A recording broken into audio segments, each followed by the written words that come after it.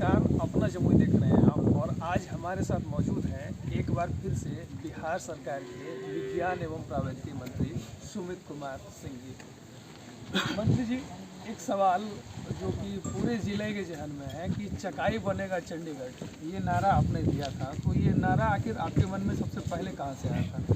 देखिए, चकाई में जब मैं शुरुआत हमारी हुई थी चकाई में राजनीति की, तो चकाई से कोई ऐसा तो नहीं है कि मैं पहली बार गया था। वहाँ गया मैं जरूर पहली बार था, लेकिन परिचित मैं बहुत पूर्व से था, क्योंकि हमारे परिवार के लोग भी वहाँ से प्रतिनिधित्व कर चुके हैं और मैं चकाई के बारे में पूरी तरह से वाकिफ़ था। वहाँ के बारे में जानता था, अपने पूर्वजों से जो सुना था और लोग बताते भी हैं। फिर जब मैं वहाँ पे घूमा तो वहाँ के भौगोलिक स्थिति को जब हमने देखा तो देख के हमें महसूस हुआ कि बिल्कुल मैं यहाँ पे खनिज संपदा हो सकती है। और बहुत कुछ हमने देखा वहाँ पे कि वहाँ पे लोग खनन करते थे तो कुछ कभी कभी बड़े महंगे पत्थर निकल जाते थे। इससे यह पता लगता था कि इसके नीचे ज़रूर बहुत कुछ छिपा हुआ है, छिपा हुआ खजाना वहाँ मिल सकता है। अब ये पता चला है केंद्र सरकार ने कहा है कि सोनों के करमटिया सोना है और 44% सोना है, तो आपको क्या लगता है कि अब ये सोना चकाई की किस्मत को बदलेगा? देखिए, अगर ऐसा सत्य है तो ये सिर्फ ना चकाई का किस्मत बदलेगा, पूरे ज़िले और हमारे पूरे अंग प्रदेश का किस्मत बदलेगा। क्योंकि यहाँ से अगर माइनिंग होने लगा तो बहुत सारे बड़े बड़े इंडस्ट्रियलिस्ट यहाँ पे आएंगे और खनन होगा तो बहुत बड़ा काम हो सकता है। कल जब हम उस क्षेत्र में गए थे तो वहाँ की जनता भी ये कह रही थी, क्योंकि आप अभी विज्ञान एवं प्रौद्योगिकी मंत्री हैं, तो साइंस और टेक्नोलॉजी का भी कहीं ना कहीं इस्तेमाल उस क्षेत्र में ज़रूर होगा, तो क्या आपका भी प्रयास रहेगा कि जल्द से जल्द वहाँ खुदाई प्रारंभ की जाए? बिल्कुल, हम लोग पहले से भी इसकी मांग रखते रहे हैं और अब जाके केंद्र सरकार इस पर सक्रिय हुई है और केंद्र सरकार से अब हम लोग को भी जानकारी मिली है, तो हम लोग पूरी तरह से इसमें अपना प्रयास करेंगे, जल्द से जल्द इसमें खनन हो सके। जमुई की एक बहुत चर्चित मांग रही थी, वो थी मेडिकल कॉलेज, जिसका कि अब शिलान्यास होने जा रहा है। इस क्रम में आपका भी सहयोग काफ़ी रहा था, कुछ और लोग इसके लिए क्रेडिट लेना चाह रहे हैं, इस पर आप क्या कहना चाहेंगे? देखिए, जिनको क्रेडिट लेना है उन सबको बधाई और शुभकामना।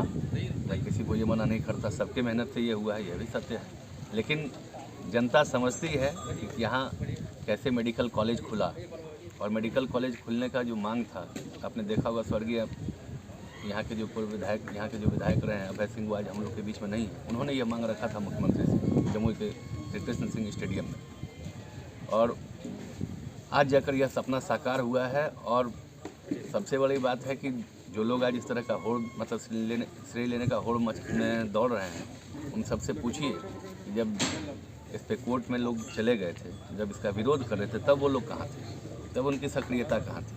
आज जब खुल जाता है तो मतलब यही पहलवान चित तो दांत गिनने वाले बहुत हैं। चकाई में ही अब इस बार एक वृहद आश्रम खुलने जा रहा है। लोगों के माइंड में काफ़ी कंफ्यूजन है कि ये वृहद आश्रम है क्या। आप इस पर कुछ स्पष्टीकरण देना चाहेंगे कि ये है क्या? बृहद आश्रय गृह, यस, ये बृहद आश्रय पे कह सकते हैं जिसमें 6 महीने के बच्चे से लेकर कोई भी रह सकता है। कह सकते हैं जिनके पास कोई सहारा ना हो, जिनके पास छत ना हो, वो वहाँ जाके रह सकते हैं, इसलिए उसका नाम बृहद आश्रय गृह हुआ। लगभग 30 करोड़ के राशि से यह बनना है और काफ़ी ये हम लोग के लिए बढ़िया रहेगा, हम लोग के ज़िले के लिए। और चकाई में खुला है तो वहाँ चकाई वासी भी इसका लाभ उठा सकते हैं। आप अंग प्रदेश के नेता माने जाते हैं और जमुई आपका घर हुआ। ये 2 पुल है यहाँ जो कि क्षतिग्रस्त है काफ़ी समय से, मांगो बंदर और एक नरियाना। उस पुल को लेकर क्या कुछ चल रहा है? क्या सरकार और आप इस ओर में प्रयासरत हैं कि वो जल्द से जल्द बन जाए? देखिए, पत्र को सार्वजनिक करना मेरी आदत नहीं है, मेरी आदत में शुमार नहीं है। अन्य प्रतिनिधियों की तरह जैसे वो पत्र लिखते हैं या उनको कोई पत्र मिलता है तो वो तुरंत भर में सोशल मीडिया से लेकर अखबार में वो देने लगते हैं। आप उसका भी जवाब मेरे पास आया है, उसमें पथ निर्माण विभाग की तरफ से मुझे जवाब भी मिला है। उसमें स्पैन की बात है जो हमने ही सुझाया था। पूरा पुल अगर बनाएंगे तो बहुत खर्च बढ़ जाएगा, अगर उसका स्पैन हम लोग हटा के एक नया स्पैन डाल देते हैं तो लगभग मुझे लगता है कि 1.5 से 2 करोड़ में यह पुल, एक पुल का लागत 1 से 1.5 करोड़ का आएगा, मतलब दोनों पुल मिला के 3-4 करोड़ में बन जाएगा। ये हमने उनको सुझाव भी दिया और वो सुझाव उन्होंने माना भी है और उन्होंने यह आश्वासन भी दिया है कि बहुत शीघ्र इसका काम हम लोग शुरू करेंगे। बिहार सरकार और केंद्र सरकार पर अक्सर विपक्ष यह आरोप लगा रही है कि बेरोजगारी बढ़ रही है। ऐसे में आप भी सरकार के एक अंग हैं और एक विभाग संभाल रहे हैं, तो क्या आपके तरफ से रोजगार के अवसर सृजन होने जा रहे हैं? देखिए, प्रयास तो जरूर हम लोग कर रहे हैं और इस बार आपने देखा होगा हमारे डिपार्टमेंट में लगभग 600-650 लोगों का ये हुआ है, हम लोग ने रिक्रूटमेंट करवाया है। बाहरी कंपनी से जो कंपनी आती है प्लेसमेंट हो रहा है। इस तरह से हम लोग प्रयासरत हैं, जितना अधिक हम लोग रिक्रूट ये करवा सकें, रोज़गार ला सकें। मेडिकल कॉलेज ही जैसे खुलना है, ये मेडिकल कॉलेज खुलेगा भी तो इसमें समझ लीजिए कि प्रत्यक्ष और अप्रत्यक्ष रूप से बहुत लोगों को यहाँ पर रोज़गार मिलना है। यह भी एक शुरुआत है रोज़गार की। और मेडिकल कॉलेज तो जब खुल जाएगा तो आप इस इलाके का सूरत देखेंगे कि यहाँ के सूरत में क्या बदलाव आया है। पूरा इलाका जो है वो अपने आप में चमन हो जाएगा।